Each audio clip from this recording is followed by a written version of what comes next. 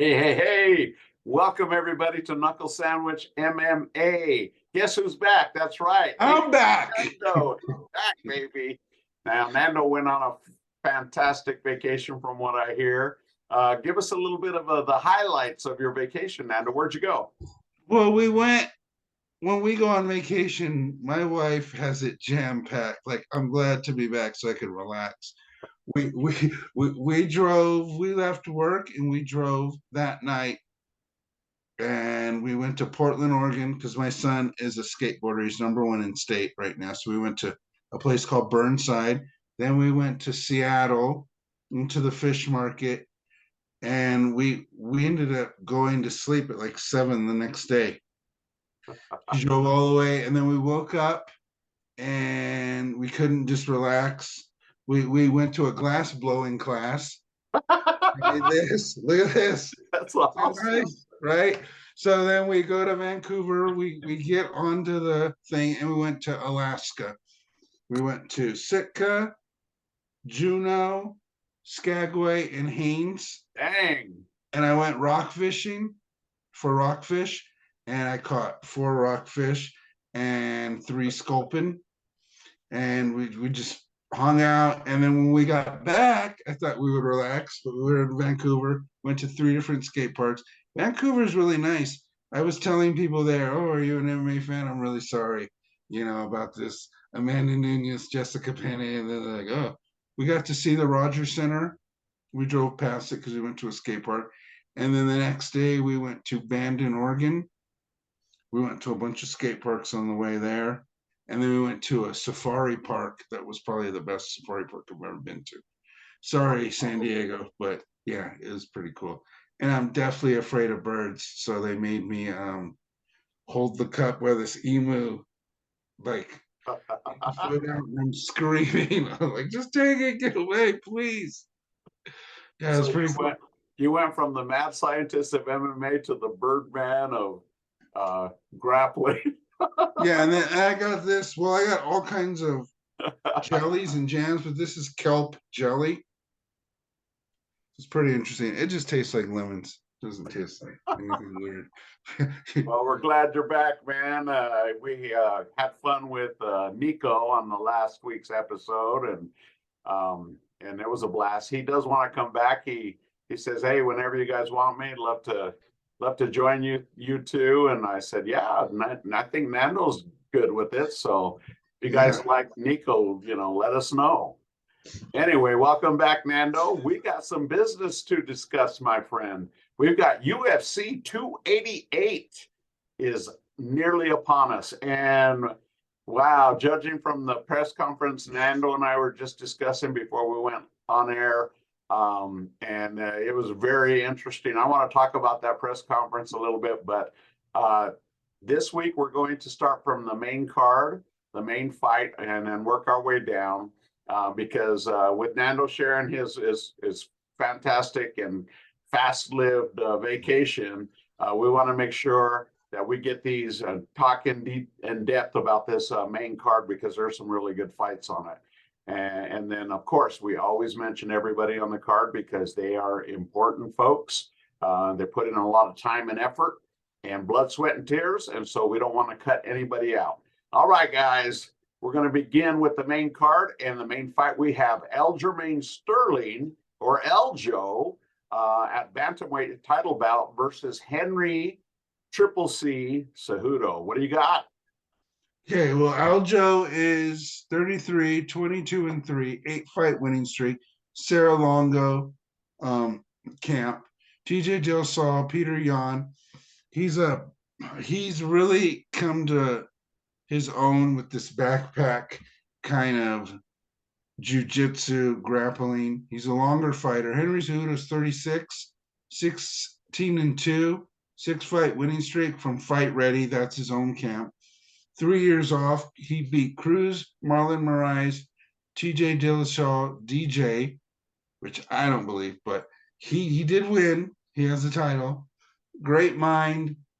We're going to see if ring rust really is a thing. And I was listening to Luke Thomas, and he was saying that the stats for in a championship fight of someone 36 under 185 is 2-28.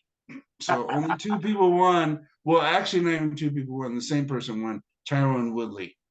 And when you go 185 and up, it's 50-50 if you're going to win. Wow, interesting. Very interesting. That was an interesting stat that you said. Well, here's going to be the breakdown. Henry Cejudo's a smaller guy. He really needs to kind of point fight to win this. I don't think he's going to knock out Aljo. He says he will, but I don't think he is, unless Aljo quits, which I don't think Aljo is going to quit. Aljo's longer, lankier, you know, and it's one of those things like Dominic Cruz. Like, he was better than everybody, but he took so much time off that everybody's kind of at the same level as him now. So he was way up. I'll tell you what, there's a couple of things you said that I'm going to beg to differ on, because Aljo got kicked in the head by Marlon Moraes and put to sleep hardcore. Okay. Now, and I was watching those highlights and I was looking at things, but when Cejudo fought TJ, he hit him right back here. Same spot, well, different side of the head, I think, but same spot where Aljo got kicked and knocked out, but he hit TJ right here with an overhand right and put him down. Put him down, baby. Yeah, he was also sucked up. He was on all these things. I'm not gonna take the TJ fight. I mean, you could say that. That's also 8 fights ago. We're talking about 8. And I'm gonna differ on you on another comment you made. You said, I don't believe that he beat DJ, not TJ, but DJ. Okay? Yeah, Mighty Mouse. Demetrius Johnson, Mighty Mouse. Now, here's why I believe he did beat him. It was a close fight, no doubt about it. But here's why I do believe he did beat him, is because Mighty Mouse went and trained under Cejudo. So he's thinking, okay, he got the best of me. So that to me is telling me that he felt Cejudo did beat him on that fight. Come on, man. That makes sense. Logically, that makes sense. Because would you train under somebody that you beat? What do they have to offer you? Yeah, I guess you beat them. Yeah, but I mean, there's people that train with people that they beat because there's stuff they like. You know what I mean? See. Okay. Matt Hughes and BJ Penn used to train together all the time, and that was the weirdest group of guys that were friends. See, when the mad scientist of MMA goes on vacation, he comes back and he thinks he's got it all figured out, man. I don't know. But okay. I'm gonna challenge him every step of the way, you guys. So pay attention, because I'm gonna show him that I'm right and he's wrong. Actually, you're making some really good points. So, okay, let me give you my analysis. Henry Cejudo said, I've been training for 3 years. Okay, so he hasn't just been not doing anything with Fight Ready. I know when you see those camps when they're getting people ready for a fight, right? They're mixing it up. They're not just standing there holding a cup of coffee. They're mixing things up, and so they're still getting maybe not a workout as if they're preparing for a fight themselves, but when you're training multiple people at a gym for multiple fights, you're just constantly working. So I don't believe he's that out of shape or anything like that. I think he probably still has good cardio. Aljamain Sterling, obviously, I mean, at the press conference, he stood up and raised up his shirt. And man, you could wash clothes on that washboard stomach. I mean, that dude is like 0% body fat. It was crazy. And I'm thinking, hey, he's strong, But again, there's a lot of muscle to contend with there. And I do think that if Triple C can get him into the latter rounds, Aljamain is going to start to gas. I've seen him gas before, but he's the champ now, so it could be different, right? And he's is he looking for the backpack like you mentioned? I think he is, because that's his bread and butter. But I think also the size difference of the length of Aljo to Henry Cejudo. Henry Cejudo he's usually the shorter fighter in any fight, except for with Mighty Mouse. They're pretty equal there. So he knows how to get under and get in. He knows how to do that very well. And I believe that he's got better leg kicks than Aljo. Okay. On the ground, I don't know. I don't know.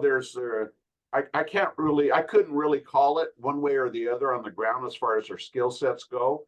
But I do know I've seen Henry scramble out of some sticky situations where it could have got ugly, and I think he'll do that with Aljo too. So the one thing that I think is going to be key in this fight for me, okay, is the strength, the power, the punches. Because if Cejudo can defend the takedowns, then he's going to force him to keep it on the feet. And I do believe Cejudo's striking is better than Aljo's. And if he can prevent the takedown, then Aljo's going to be forced to fight on the feet. And I think that's where Henry has the advantage. And I did change my mind because I was leaning toward Aljo first.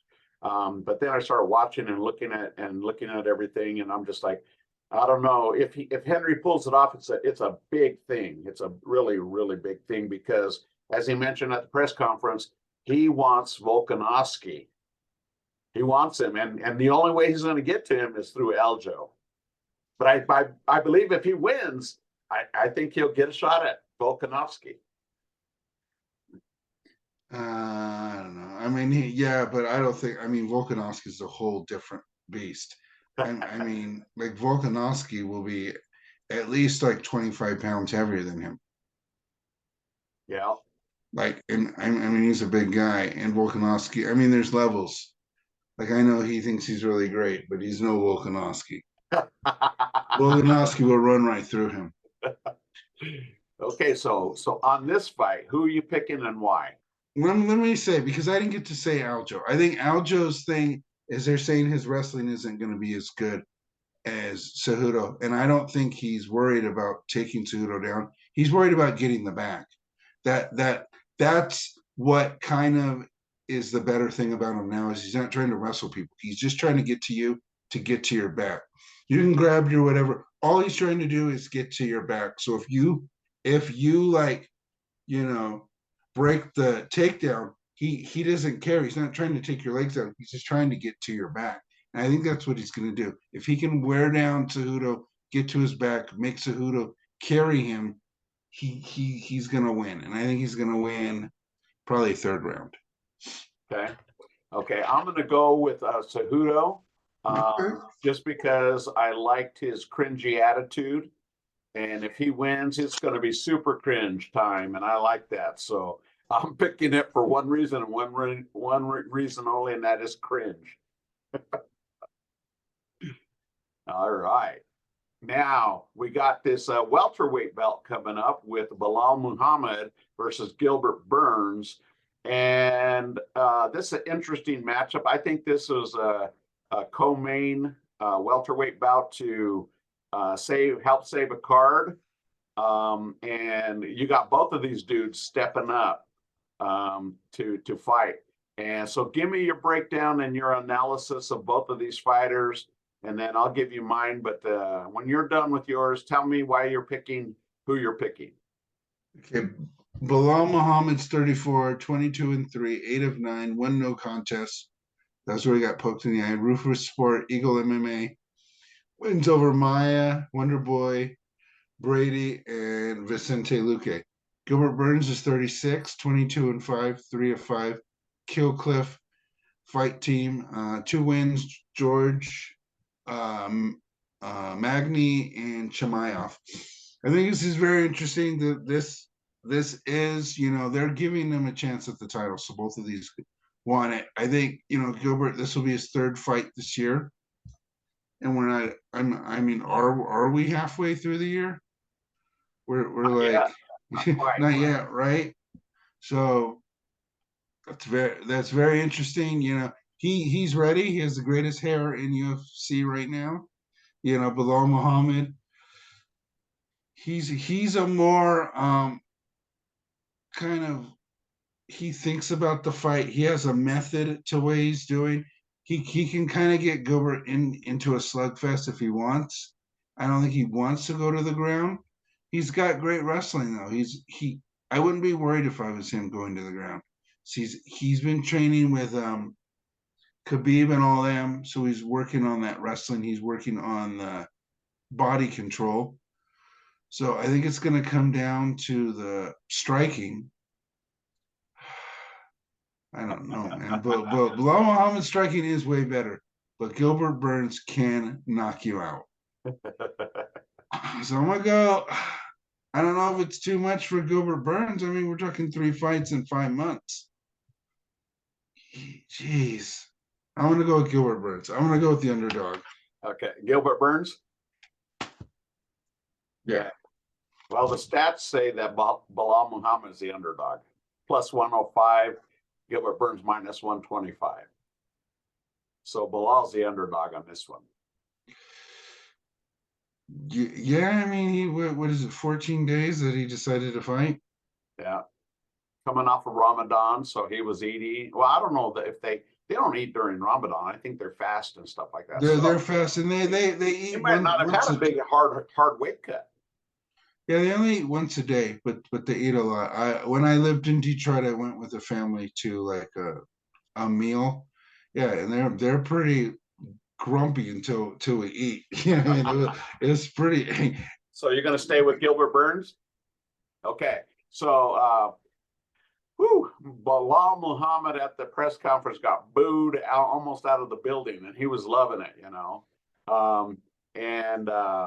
He is he's going to have to win because he doesn't have the star quality power, I believe, that the UFC is looking for. Yeah, it doesn't have personality, and he doesn't have his own thing. Like he was trying to do Colby, where he's talking crap about New Jersey, but they were like, yeah, boo, like that's not even good. You know what I mean? We've already heard this before. Well, you know, so I think, you know, he's got to prove himself just by wins to where he cannot be denied. And, you know, Dana White said at the press conference, because a reporter asked him, you know, are these guys going to leapfrog Colby Covington? No, they're not going to leap. That fight's going to happen. But whoever wins this fight will fight the winner of that fight. And so they got a chance at the gold and stardom and everything else. So I believe Bilal, because he does have a huge chip on his shoulder, so did Gilbert Burns for a while. But Gilbert Burns started to think, okay, I need to just like chill and, you know, and start being there for when the UFC calls. And he's been there, like you said, 3 fights within less than a half a year. I mean, that's crazy. So, and here he is again. So, so they're pretty sweet on Burns. They like that, you know. And Bilal, he tends to complain a lot, and they don't like that. But if he keeps winning, it's undeniable, and he'd be a great heel. And the press conference showed you that. We got the good guy, Gilbert Burns, versus the heel over here, you know. And in my opinion, I think Bilal Muhammad is physically stronger than Gilbert Burns. I think he can keep Gilbert Burns up against the fence more, but I think Gilbert Burns has better striking, okay? And I think if Bilal Muhammad keeps him up against the fence to wear him down, Gilbert Burns is going to start using some elbows and start striking and hitting him. But I do agree, there'll be a couple of takedowns here and there, but they're going to end up back on their feet.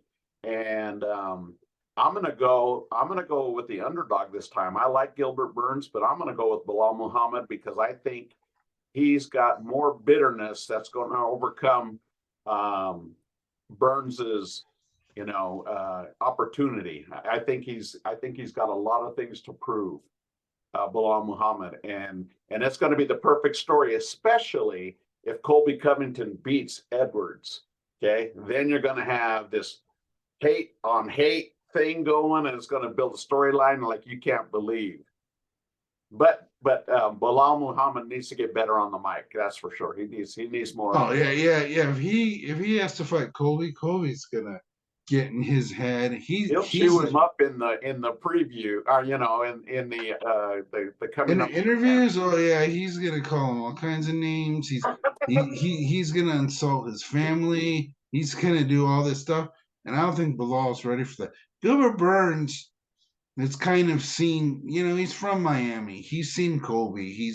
And he's kind of like, this guy, whatever, whatever. And, he's like, everybody, so great, dude. I like him. He's turned into a great person, and he's not trying to be anything. He's just trying to be himself. Yeah. Yeah, it's going to be an interesting fight. So, okay, next up we have the women's strawweight bout: Jessica Andrade versus Jan Jeonan, and we've got the Jessica at a -190 and a plus for Jan. What do you got on this one? What is the rankings on both of them? I didn't write down the rankings. No rankings. Okay, so Jessica Andrade's 31, 24 and 10, 2 of the last 5. Pirano Valetudo, Aaron Blanchfield wrestling, looping hooks.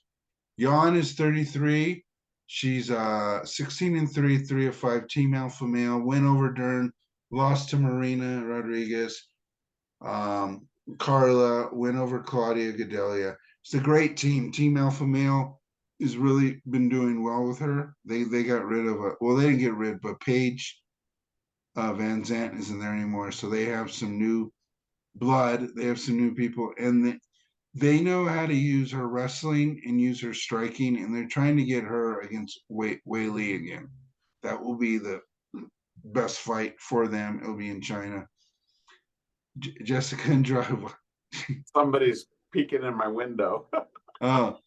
Jessica Andrade is good. She's great wrestling. Oh man, I think these are some tough fights. She's gonna. I think Jan's a better boxer, better striking, so I think she's gonna win this one. But I would not count out Jessica Andrade. Are they fighting at strawweight? Yes. Yep. Yeah. Then I go with Jan. You're gonna go with Jan. Yeah. I think again, I think there's a power versus style. Jessica Andrade is going to throw some bombs, and she's coming off a loss right now. I didn't like her excuse. So and you got to have an excuse to lose, right? I didn't like her excuse that her wardrobe malfunction.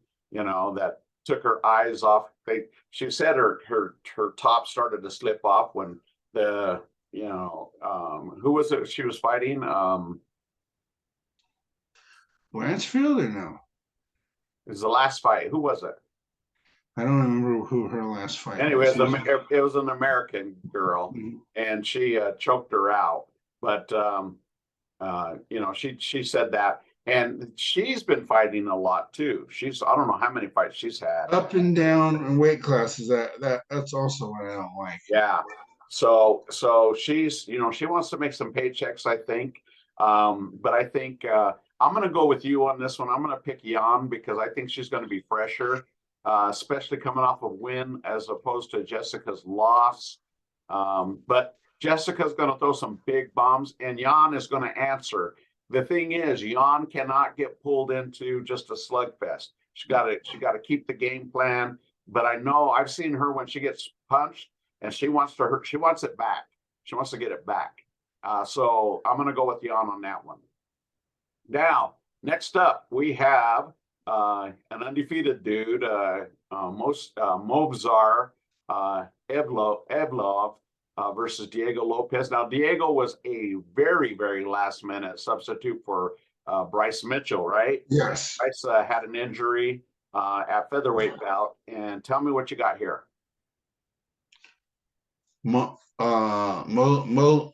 Movsar is 29, 16 and 0. He has great head movement, works in the clinch scrambles. His wrestling is unbelievable. Now, Diego's 28, 20 and 5, 3 of 5, legacy MMA. Dana White contender, 2 wins, great counters. He has good counters, and he has great elbows in the clinch. But it's going to be interesting if he can get to the top in the clinch, because this Movsar guy just runs right at you. If you don't get the hips, he'll go right down to your feet, which opens up, getting hit in the head and everything, but he's willing to take it, and he hasn't been knocked out yet. But you never know. Diego's striking's a lot better. I hope he doesn't get like suckered into kicking him or hitting him, because it's Mozart's putting himself in that situation. But if he has both hands down trying to grab your feet, but he has nothing on the ground, it's a free kick. He can get hit in the head if he doesn't have his hands. So it's going to be very interesting. I think Diego's, I don't know, what was it, a week that he's been, that he got this fight? Yeah, 1 week. Yep. Yeah. But he said he's always fight ready. So there you go. Is he though? I don't know. I'll go with Diego. I think he's gonna probably lose, but I'm gonna listen to the hype. Okay. I'm gonna go with Mobzar, just because I don't know anything about Diego. So I'm gonna go with the tried and true, and we're gonna go with that one for the pick. All right, last fight on the main card. We just have a few minutes left, so we're gonna zip through this one and then mention the others before we end our podcast today. We have Chrome Gracie versus Charles Jourdain, featherweight bout, and Chrome's been out for a minute. What you got? Yeah, do you know why he was out? Like there was an interview where he said why he was out, but I forgot to look at that interview. Yeah, I don't He's been know. out for 2 years. He's seems really cranky. Like all these things I see. He's 34, 5 of 1, 4 of 5. His last fight and then was to Cub Swanson. He's Gracie Academy, Henner and Hedon, Hickson's son. He trains with the Diaz brothers, and he's got kind of like that. He doesn't want to fight kind of Diaz attitude. Like he's not very excited. He was kind of annoyed by Cejudo. Cejudo trying to make jokes, and he's like, I'll leave, and when you're done, I'll sign these. Like he didn't even want to talk to him.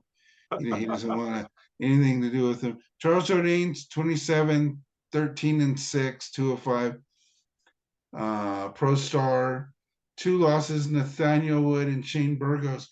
Both of those guys are very good stand-up guys. And that's why he lost, Kron, his dad was really mad, and his team was really mad that he didn't just take him down and grapple him. So I don't know if that's what he's going to do, if he's going to listen to his family, but, this is going to be an interesting fight. It's hard to say because I don't know what Kron's been doing. He hasn't even been doing like exhibitions. He hasn't even been grappling. Like I don't know where he's been. He said he's been in the backyard shooting his gun. That's what he said. It's weird, but so that should help you with your choice. Yeah, everything says Jourdain's got everything to win. I'm gonna go with the end of that. I'm gonna go with Kron. So okay. I think he's still hanging out with the Diaz brothers. Hopefully he's not getting involved in some of their shenanigans. But, you know what I mean. I'm gonna go with Jourdain because I think he's got something to prove. He was on a pretty nice win streak, and then he wasn't. I think he's lost 2 in a row. Is that right? Yeah. So I think he's got a lot to prove to get back into it. And I think he's going to take it out on Kron, especially that he's got a big chip on his shoulder. Those two are kind of going at it in the press conference too. So I go with Jourdain. All right, guys, we just have a few minutes left. Let's go to the prelims. We've got a lightweight bout with Drew Dober, one of my favorite fighters, and Matt Frivola, another one of my favorite fighters. I like both of these guys. A quick comment on this one. Yeah, I'm just going to say they're 34. Frivola's 32, 26-11, 10-3 for Frivola. Frivola's from the Serra-Longo team, so he's going to start them off. So, odds on favorites probably going to be Dober, but it could go either way. Okay, who are you picking? Dober. I'm going to go with Dober too. All right, next up we have a light heavyweight bout. We've got Kennedy Genchikukwu versus Devin Clark. I'm going to pick Kennedy. Devin Clark is tough, but Kennedy never seems to give up. He never seems to quit. What do you got? I'm gonna go with Kennedy too. Kennedy's 30, Devin's 33, 11-3 for Kennedy, 14-7 for Clark, and Clark's from Winklejohn, and Kennedy's from Fortis MMA. Okay. I'm gonna go with Kennedy also. All right. And next is a welterweight bout, Chaos Williams versus Rolando Bedoya. I'm going to go with Chaos because that dude's got some mean, crazy power. So I'm going to go with him by knockout. Okay, Kalen's 29, Rolando's 26, 13-3 for Kalen, 13-1 for Rolando. I'm gonna go with Rolando. He's on a 10-fight win streak. Ooh, okay. Next up, we have women's strawweight bout, Marina Rodriguez versus Verna Jandaroba, or Hondaroba, I should say. And I'm going to go with, I like Marina Rodriguez. I like both of them. They're both tough fighters, but I'm going to pick Marina on this one. Marina's 36, Verna's 34, 16-2 for Marina, 18-3 for Verna. Verna's last fight was a win over Angela Hill. Marina's last fight was a loss to Amanda Lemos. Probably go with Marina also. Okay. All right. And then I'm just going to mention the early prelims because we are about out of time. On the early prelims at heavyweight bout, we have Braxton Smith versus Parker Porter. And the middleweight bout, we have Phil Hawes, I like Phil, versus Ikram Liskarov. And last but not least, on a middleweight bout, we have Joseph Holmes versus Claudio Roberto. So we got a pretty good card here. Should be a lot of action, a lot of fun. And I'm looking forward to that title fight, or that title fight. And I kind of hope it goes 5 rounds, but it's really exciting. I don't want an early knockout or early choke out or submission. I like to see these guys go out and see what their cardio is like. Yeah. Any final comments? Huh? Any final comments from you? Yeah, I wanted to say something else. ONE FC is tonight. Demetrius Johnson versus Marlon Moraes for their third fight. I don't know what time it is. And Sage Northcutt is coming back, and he's mad that I've been calling him out. So I hope the best for you, Sage, and I hope you win. And if you win, I won't bring up the whole Sage Northcutt thing anymore. Sam Alvey, sorry. I'll still bring it up. You mentioned Demetrius Johnson. Who's he fighting? He's not Marlon Moraes. Marlon Moraes. Wait, no, what is it? No, not Marlon Moraes. I want to say his name is Morales. Morales. It's not not Marlon Moraes. Yeah, not Marlon Moraes. I think he retired. He just lost again. Yeah, and then Road Tang or whatever. They're one of the best kickboxers. That dude's an animal, man. I like watching him fight. All right, you guys. Well, sorry we had to rush this. But we had to get the vacation, and we got to get the little bit of the flavor of our backgrounds too. You know, we put time in this too, and so we want to get to know you. We want you to get to know us. So there you go. All right, guys. We want to thank you for watching. Don't forget, please like, subscribe, share our content. I'd like to see our views go up, and we'll get better and better and better as we go along. And I feel like we've already done so. And don't forget, we will be inviting Nico back on some cards, and it'll be a lot of fun. And we'll have other special guests. And then as summer comes, we'll start to get back into profiling athletes and different sports and stuff like that, because I know Nando is super interested in that as well as I am. And we want you guys to come along for the ride. All right. Thank you for watching Knuckle Sandwich MMA. Nando, any parting words? This is going to be a great fight. Go Aljo. Funk Master. All right. Go Henry. We'll see you guys later. Bye-bye.